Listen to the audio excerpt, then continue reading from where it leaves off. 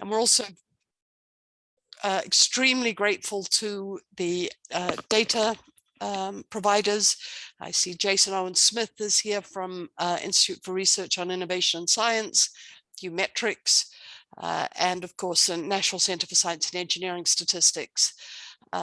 We are recording this and we will be sharing it out with the funders, with Gates Foundation and stakeholders.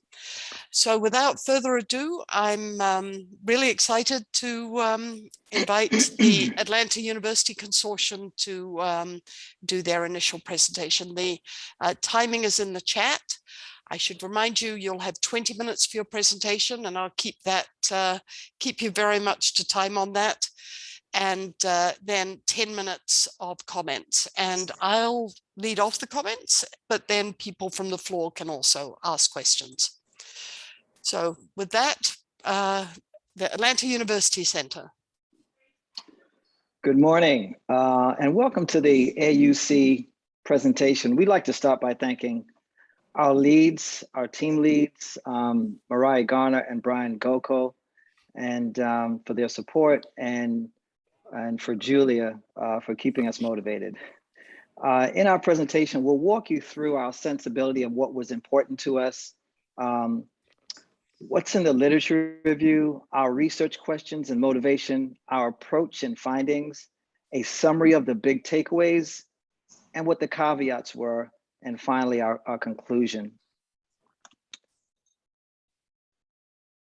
So I'd like to give you a sense of the broad picture. The need or demand, if you will, for STEM researchers, teachers, and practitioners of color has persisted for as long as anyone who's been paying attention can remember.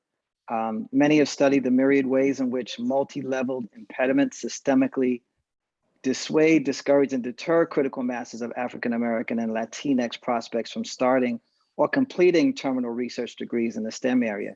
And as such, the AUC group wanted to examine and understand what the profile essentially was of a Black STEM doctoral recipient, what they look like, what kind of federal funding and support they received, and the degree to which they accrued debt over the course of their study, and what those debt levels look like across race, institution type, and non-STEM doctoral recipients. And so when we look at our literature review, we did a cursory review of what the literature had to say. We found that 6% of all STEM PhDs in 2019 were earned by Black/African Americans, which is actually up 30% from 10 years ago. We also found that HBCUs, since their inception, continue to produce the lion's share of Black STEM degrees and Black STEM professionals nationally. In fact, the AUC produces anywhere from about 230 to about 250. We've been trending around that number, STEM majors every year. Can I interrupt for a second, Tiffany? You raised your hand. No, sorry, keep going.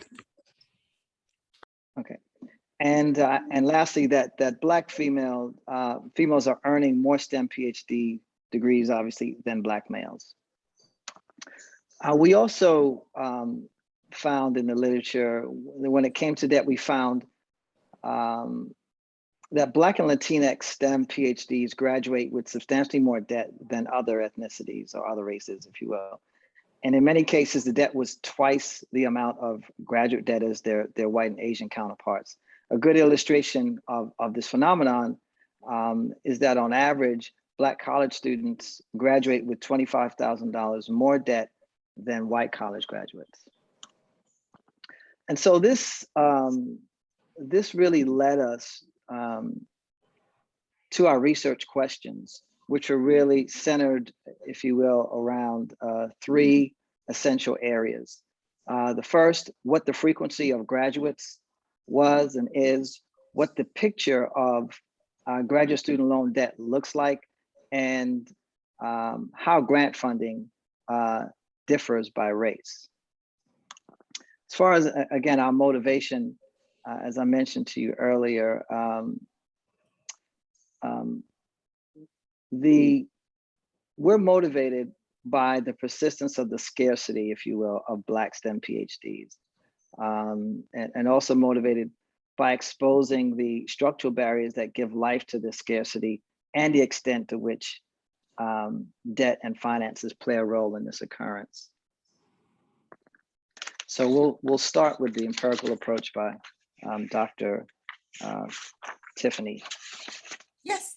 And so as it pertains to the frequency of PhD recipients, in order to examine this data, we looked at the 2015 data from the SED, the Survey of Earned Doctorates. The SED gathers information annually from PhD recipients in the US, and there are approximately 50,000 of them, about their educational histories, funding sources, and plans for postdoctoral studies. As we were interested in focusing on race and ultimately looking at categories of PhD recipients by race and the field of their degree obtainment, we examined several groups: Black, white, Asian, Hispanic, but we also had a group composed of which we added and deemed others. And that's because their numbers were really small, but this group was composed of American Indians, Alaska Canadians, Native Hawaiian individuals, individuals who are Puerto Rican and Cuban, as well as multiracial. Next slide.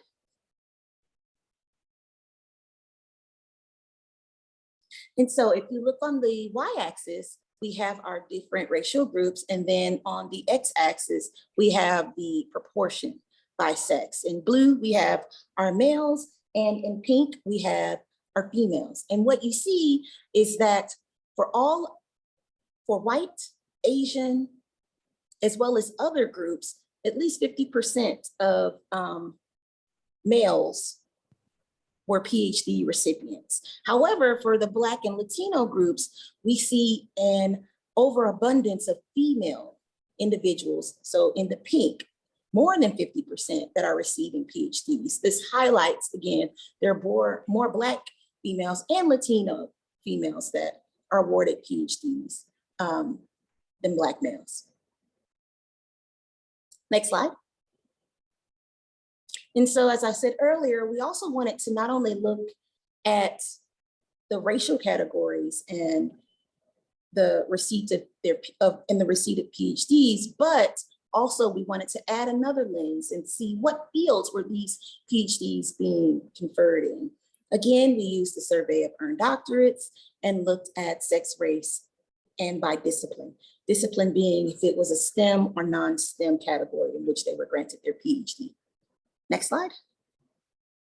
And the results are interesting. So on the y-axis, we see the sex and race. And the trend that we see is that Black females and Black males, amongst both of these groups, there is an overabundance of PhDs being granted in non-STEM categories. So we have amongst both Black females and Black males, more people receiving PhDs in non-STEM disciplines. And so as Black women and Black men are more likely to obtain a PhD, with that PhD not being in a STEM discipline, this was interesting because we know non-STEM fields are areas where students are less likely to receive full funding for their PhD education. And this triggered our interest in funding and the sources of funding and debt. And so we wanted to look at the debt levels by race. And to answer the question regarding how debt levels differ by race, we started by looking at the SED and spent a lot of time looking at the SED. The coverage for 2015 was an issue. So I believe what we needed to do was broaden the timeline a bit and gather 3 years worth of data. And we looked at counts of debt levels and compared across Black and African-American, white and Asian racial groups. And when we show the figures, there are a couple of things to keep in mind what our outcomes were. First, that some individuals did not disclose their graduate debt level.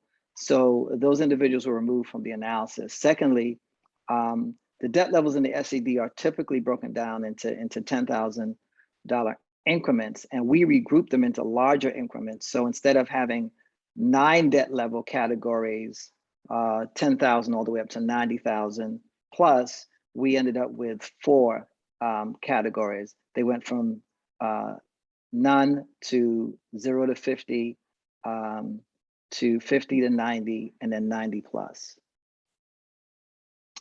And so what you'll see in our first, interestingly enough, in our first iteration of the analysis, we were only going to look at debt levels between 0 and 50,000. But when we reflected on the literature and our own personal and professional experiences, we thought we needed to expand it to 90,000 and above. So we did, and I'm glad that we did that. Because as a result, you can see that Black/African Americans had considerably higher debt levels than whites and Asians, which is consistent with the literature. Moreover, they were higher in every category with the exception of the 0 to 50,000 K range, which is in the black. And you'll see all the black blocks look relatively the same across the graph. Which is interesting because if we had decided to go only at looking at the 0 to 50, our sense of this outcome would have been somewhat skewed. Secondly, we wanted to look at the debt levels between underrepresented groups and others. And we also wanted to do that same analysis, if you will, by undergraduate institution type. And so to answer that question, what differences there might be between underrepresented groups and others, we started our analysis by creating an aggregate, which is what you see, the underrepresented groups, because the sample sizes of the African American, Latinx, and Native Hawaiian groups were just too small, much of which speaks to our motivation, which we mentioned earlier, and why we care about what we care about in the AUC. Even with STEM graduates that we produce annually, it's just not enough. So first, we compare debt levels between STEM and non-STEM, as well as HBCU undergraduate, non-HBCU undergraduate across groups. And then secondly, we examined the undergraduate institution type. And we did all this using looking at the SED and looked at counts of debt levels by undergraduate HBCU status, and then observed the portions of the subpopulation to compare the debt levels. One note that once I share the outcome or the figure, one thing to keep in mind also is that several individuals reported NA, and they were also removed from the analysis.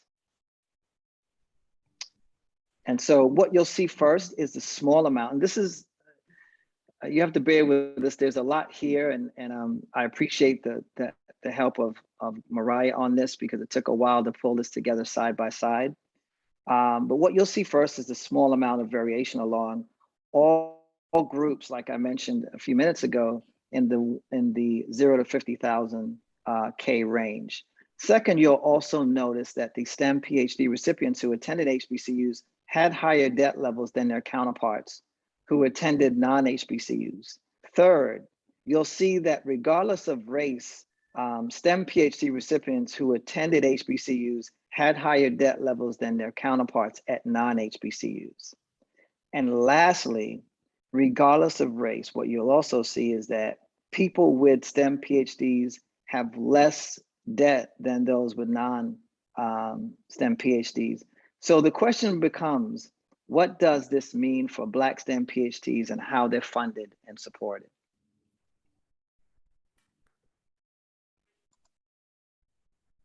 Chuang? Yes. Yes. Good morning. Next slide, please. We look at the funding level and compare with underrepresented group and the white and Asian. As you can see, can I see the next? Yes. Thank you. As you can see, the URG category is substantially less likely to receive grant funding. Over 70% of the underrepresented individuals who graduate with a research doctorate from a IRIS institutions did not receive grant funding. And for each duration segment, we separate number of semesters, 0, 1 to 2, 3 to 4, and so far so forth until 9+.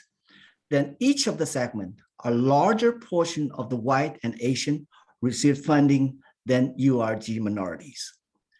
And as the number of the semester increase, the greater the difference. In particular, for the funding over 9+ semesters, we see the largest difference. These disparities in funding are clearly shown in our findings.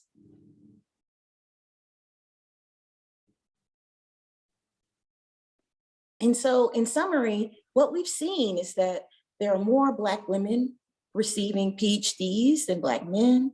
Black women and Black men are less likely to have a STEM degree.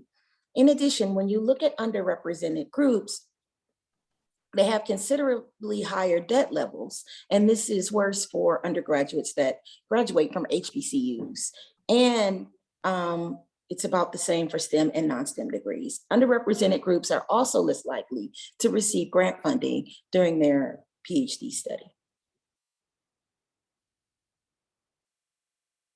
Go back.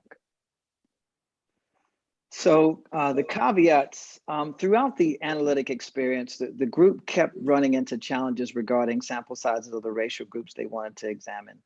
In particular, we had great difficulty, and you heard Chuang speak a little bit about this, making funding comparisons between HBCU and non-HBCU and STEM and non-STEM racial groups, which met with the help of the technical assistance that was provided by both Mariah and Brian, that we had to sort of kind of work around this a bit to do the analysis. And so in conclusion, the overarching implication for the group, aside from the rigor of the exercise, was that if you're not measured, you don't matter. As such, further research and inquiry is required to interrogate, we believe, the root causes of the systemic racial inequity that has dominated and continues to dominate how data are collected and organized, and in this case, classified as well. Moreover, we really need to understand the nature of the structural barriers and how they play out in ensuring, at least for the last few years, ensuring how HBCUs and MSIs have systemically been excluded from the IRIS, and the degree to which you are underrepresented groups are recruited and supported for STEM PhD journeys. Thank you for your time. That is the end of our presentation. Thank you. Well, wow. Well done, guys. Tiffany, I could see you jumping up and down, and you should be. Chuang and Sean, I know this has been quite a journey for you guys. So those are stunning findings, right? And they're beautifully and powerfully presented. So I guess there, I got a quiet chat from someone. Even as a simple proof of concept, these are incredible slides. This alone is worth the attendance. How about that from an outside participant? So, you know, the debt numbers in particular are just stunning, right? So what you're finding there is differences in both levels and amounts that show systemic inferences, and then you nicely tie that to grant funding. You know, I think where I would have liked to see you unpack this more, since you have micro level data, is you put the pictures together separately, because I think where you were heading on this was that there was a tie-in between grant funding and debt levels. You know that because you can see for different people what their level of funding is and what the level of debt is. So just a simple scatter plot, well, you can't do a scatter plot, but something that shows that relationship would, I think, have been very, very compelling, because what you're likely to have found is that people with high amounts of funding have less debt, people with low amounts of funding have more debt. So I think that's interesting.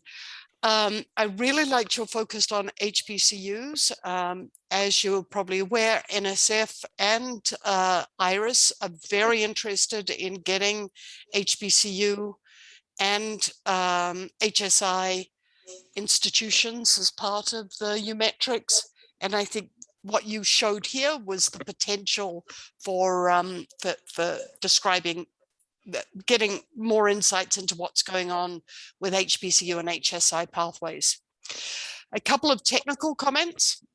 It would have been, I think, very helpful to give some sense of the missings, right? So you said several times that you just deleted people who weren't responding, who didn't respond to that. It would have been nice to know what was the, was there any difference in the missing responses by race? Because sometimes you could think, well, maybe people are embarrassed, or maybe they're just missing it because they have zero, but some analysis of the missing, particularly if it was a large number.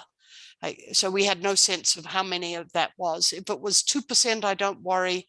If it's 40%, I might worry a little bit. So those are my main comments. But congratulations, guys! I know this was a really a big, heavy lift, but you should feel you produced something really interesting and innovative. So with combining the data, so you can see your colleagues are clapping here.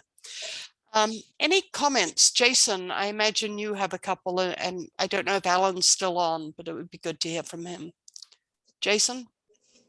Hi, everybody. Sorry I haven't had a chance to meet you all before this. I'm Jason Owen Smith. I direct IRIS. So this was great. I'm really excited to see it. I'll second everything Julia said. One of the things that I wonder about, which would be really, really interesting, well, two. So one is whether particularly the remarkably low debt levels of Asian doctoral recipients that you all found might be driven in part by non-US citizens. So many non-US PhDs come in with support from their home governments, for instance. And so it might be interesting to think about whether using SED, you can also break out sort of native US, non-native US, which would give a little bit more clarity on debt. I also am really, really interested in the relationship between debt coming into graduate school and debt leaving graduate school. And so particularly if we're interested in thinking about the sort of pipeline effects based on what kind of undergraduate institution you're coming from, that would be a really interesting thing to think through more. So just, lots of ideas popping off. As Julia said, one of the challenges of U-metrics at this point is that we haven't gotten as broad a group of universities participating as possible. And so this is just, for me, an evidence proof of why it's so very important that we do everything we can to expand the reach of the data. If I could just add to your comment, Jason, Yep. In addition to understanding why individuals that are in an Asian category may have less debt, separating US citizens and non-US citizens is important, particularly amongst Black people, right? So within your Black category, you have both African and African Americans. And we know that culturally, the value and pursuit of higher education degrees is very different. And so there's a trend amongst graduate schools to meet their quotas for people of color by admitting African students. And so what happens is that African Americans are still being sorely underrepresented. And the reason why that's problematic is because we often see that our African students may not stay in the US, but that they take that and they go back home. But we want to keep some of that talent and knowledge and creativity here, and amongst, and see that amongst our African American students as well. I think that's another reason we did pursue separating our population. And so what we did was we made we were able to write our code so that we had, the best that we could do was US citizen, right? Mhm. So Black US citizen, Asian US citizen versus Black Mhm. non-US citizen. And then, do a quick calculation to see how those values differ as it pertains to the number and categories in which people receive their PhDs. But I was not able to, or we were not able to look at that as it pertains to funding. So you're absolutely right. And it's something that I want us to do. And it's something that sits central to my personal interest. Yeah, no, that's great. I should have guessed you all had thought that through, and I hadn't thought about it, but another twist on that could be trend data, particularly as the Great Recession and now COVID has hit and universities find themselves cash strapped. They might have 2 or 3 reasons to reach outside the US, with implications that you just started to sketch. And so there are all kinds of really interesting extensions that I hear here. So thank you. That's very cool. It is super cool. Deshawn, you must be very happy with this presentation. I know this is a passion of yours. Yes. Great findings. I appreciate everything. And I also know what that group went through. So great to see it all come together in full circle. It makes it all worthwhile. I am telling you, maybe not for you, but for us, this is heartwarming. So well, I think you can hear how thrilled we are with how this work is going. I very much hope that you continue this. And I think there are a lot of conversations going on about the potential to further invest in these kinds of activities. But thank you. You made our day. Julia, may I just jump in real Oh, quickly? Ellen, yes. Yes, thank Ellen you, from thank you. NSF. Yes. Yes. So I'm here at their invitation from Julia and Jason from National Science Foundation. And I want to let you know, as has been said several times, you guys hit it out of the park. I want to also let you know that these are important issues. I'll put in the chat for everyone. Oh, you're in mute. You went on mute, Alan. Yep, I will put it in the chat, and this time I'll hit the right button. Just because I'm with NSF doesn't mean I can do things correctly. Now let's go. Anyway, what has been said, there is great interest in this, not only at NSF, but across the federal government. So in the likelihood that you have not been following all the equitable data communications from the White House and the Equitable Data Working Group that's across the US government, I just put that in the chat. And so I'm not going to be able to stay for the others. I was very lucky that Atlanta comes first in the alphabet so that I could hear this particular. They're all good though, Alan, and they're all going to be recorded. Yeah. Yes, I'm going to come back and watch the recording. But I want to let you all know that NSF is interested. You can be in touch with Julia and Jason. You can get in touch with me directly. We'll try and link you up. So as you pursue these ideas, it's worth considering whether you want federal funding. As you know, sometimes federal funding is more of a burden than a blessing. But nonetheless, our doors are open, and I want to congratulate all of you. I look forward to seeing the rest of you and have a great session. It's terrific. And I should say that Alan was one of the first group that got involved with getting U-metrics going when he was at the University of Nebraska. And I must say that Julia was one of my first program officers for successful applications to NSF for funding. So I'm in Julia's debt for a long time, but you got to start somewhere. And she was a great program officer to start with. But I hope each of you gets your own Julia to say, oh, well, I started with him or her. Yeah, we're going, that's the direction we're heading, Tiffany, Sean and Chung. So very nice. Well, thank you so much